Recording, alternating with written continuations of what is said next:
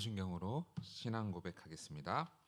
전능하사 천지를 만드신 하나님 아버지를 내가 믿사오며 그 외아들 우리 주 예수 그리스도를 믿사오니 이는 성령으로 잉태하사 동정녀 마리아에게 나시고 본디오 빌라도에게 고난을 받으사 십자가에 못 박혀 죽으시고 장사한 지 사흘 만에 죽은 자 가운데서 다시 살아나시며 하늘에 오르사 전능하신 하나님 우편에 앉아 계시다가 저리로서 산자와 죽은 자를 심판하러 오시리라. 성령을 믿사오며 거룩한 공회와 성도가 서로 교통하는 것과 죄를 사하여 주시는 것과 몸이 다시 사는 것과 영원히 사는 것을 믿사옵나이다. 아멘. 찬송가 545장 찬양하겠습니다.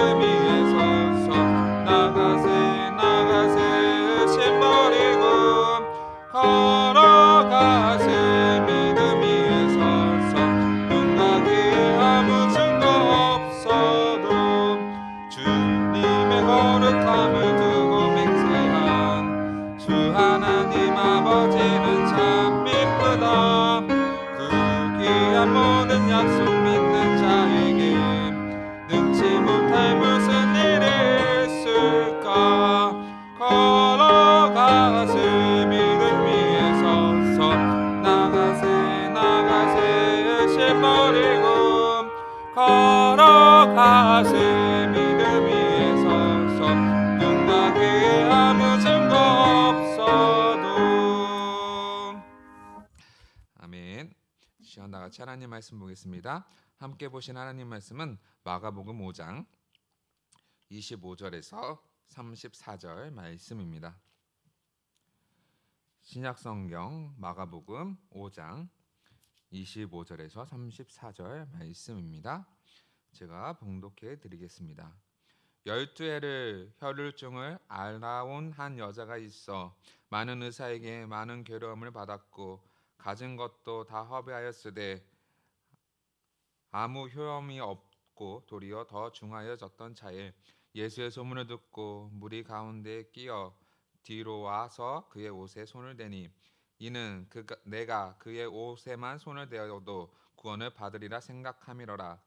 이에 그의 혈류 근원이 곧 마름에 병이 나은 줄을 몸에 깨달으니라.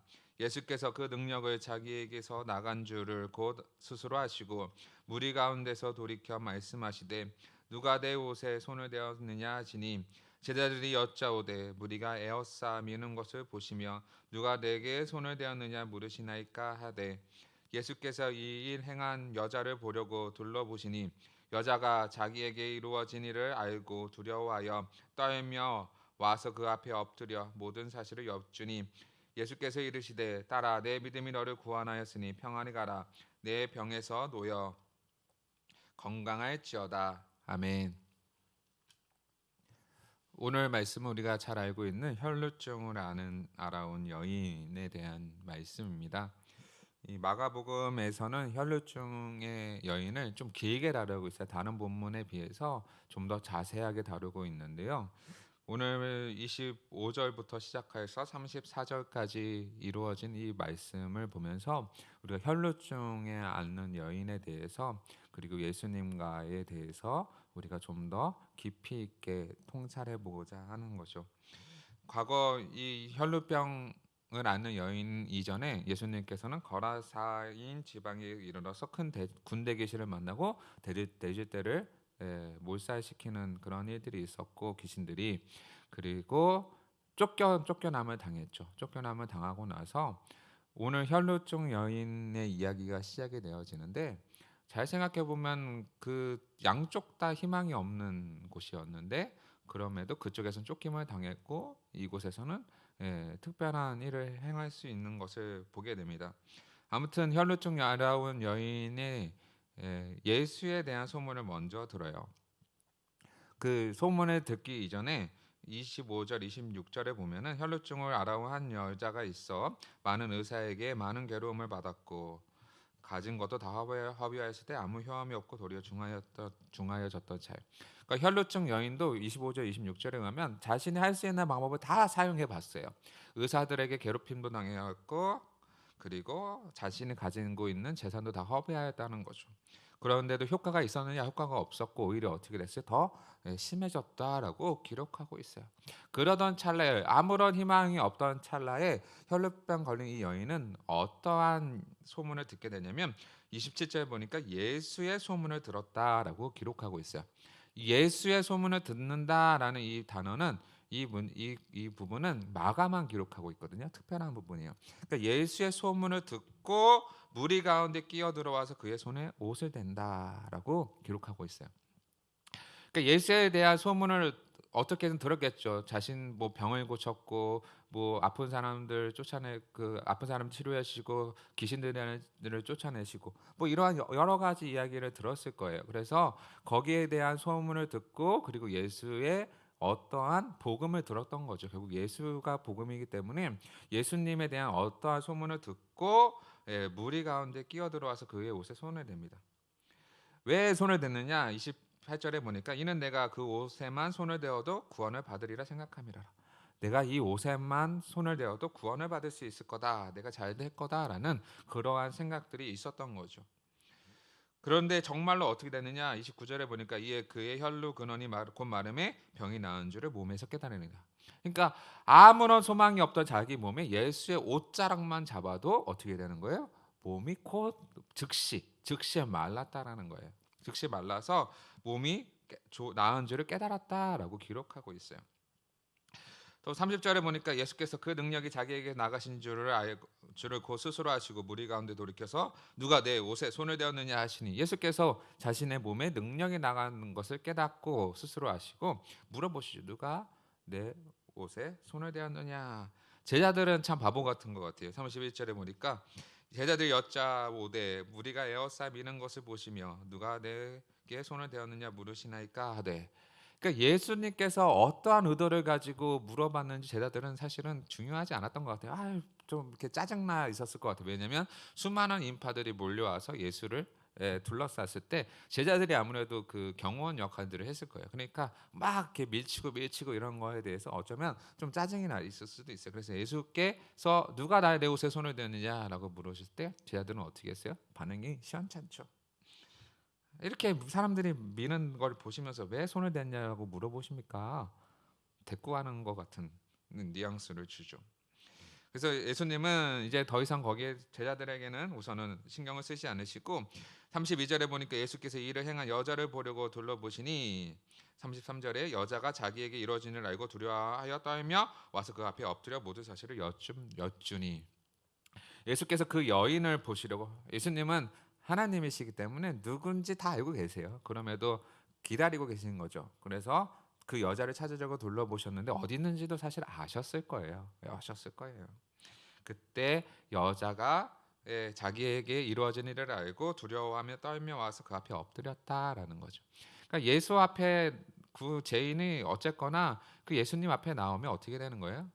두렵고 떨림이 있어야 되는 거예요. 두렵고 떨림, 경외하는 마음이 있는 거죠. 자신에게 이루어지는 일을 알았기 때문에. 그러니까 자신의 병이 나았음을 깨달았던 거죠.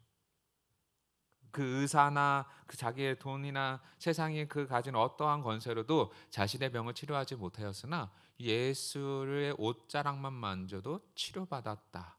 이 엄청난 것을 깨달으니까 두려운 거죠. 왜요? 저분은 하나님이시다라는 것을 깨닫게 되는 거예요. 34절에 보니까 예수께서 이르시되 딸아 내 믿음이 너를 구원하였으니 평안히 가라 내 병에서 놓여 건강할지어다. 이제 예수님께서 선언해 주세요. 어떻게 선언하세요?